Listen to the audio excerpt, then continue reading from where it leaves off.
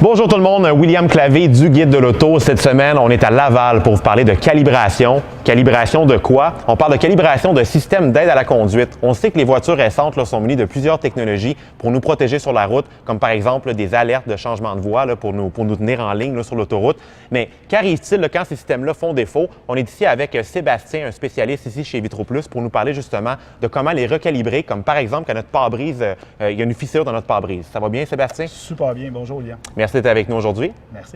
Donc, j'ai un système d'aide à la conduite dans mon véhicule. Bien, avant d'aller plus loin, là, on regarde dans les nouvelles voitures, il y a des fameuses caméras sur les voitures. Parle-moi un peu de à quoi servent-ils ces caméras-là? Si on résume rapidement ceux qu'on voit le plus sur l'année modèle 2018, on va voir l'alerte de changement de voie. Si le conducteur empiète sur une des lignes sans mettre son clignotant, il va être avisé par le véhicule par un signal sonore ou visuel.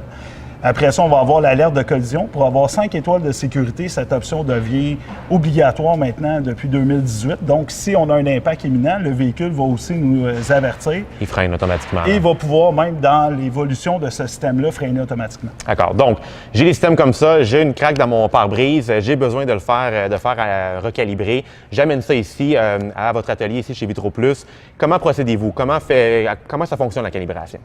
Premièrement, on va faire le remplacement du pare-brise et après, c'est comme un peu s'acheter une nouvelle paire de lunettes maintenant, un pare-brise William. C'est-à-dire qu'on va s'assurer par un examen de la vue que les systèmes d'aide à la conduite qui ont rapport à la sécurité du conducteur vont être optimales. Autrement dit, avec les mêmes données du constructeur lorsque le véhicule a été fabriqué. Donc, on revient avec les spécifications du fabricant automobile.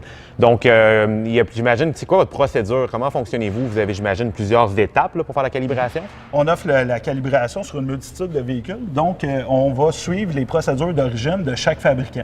Pour certains, ça va être une calibration qui va être dynamique. On va aller sur la route avec un conducteur, on va devoir rouler à plus de 60 km/h en branchant notre appareil portatif. On efface les données qui ont été apprises par le véhicule et on les remet comme les paramètres d'origine. Donc, situation de la vie tous les jours, si on veut. C'est en plein ça. Le véhicule va aller chercher ses repères sur la route en tant que tel. D'accord. On a aussi la calibration statique qui, elle, va se faire dans un atelier avec des cibles en reproduisant ce qui a été fait lors de la fabrication du véhicule.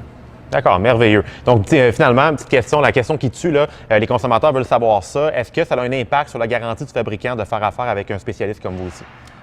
Si on fait affaire avec un partenaire de qualité professionnelle qui est comme nos ateliers Vitro-Plus, qui utilise des pièces de qualité originale et qui possède l'équipement à fine pointe de la technologie, on n'affecte aucunement la garantie du véhicule. Okay. Puis on s'assure que les passagers et le conducteur du véhicule peuvent bénéficier des aides à la conduite. Merveilleux. OK, parfait. Donc, ce que je retiens, ce qu'on doit retenir de ça, c'est que même si on a, il ne faut pas négliger même une petite fissure dans notre pare-brise, quand on a une voiture équipée d'aide à la conduite, on doit faire affaire avec des professionnels. Sébastien, de votre côté, je pense que vous êtes bien équipé pour faire ça. Oui.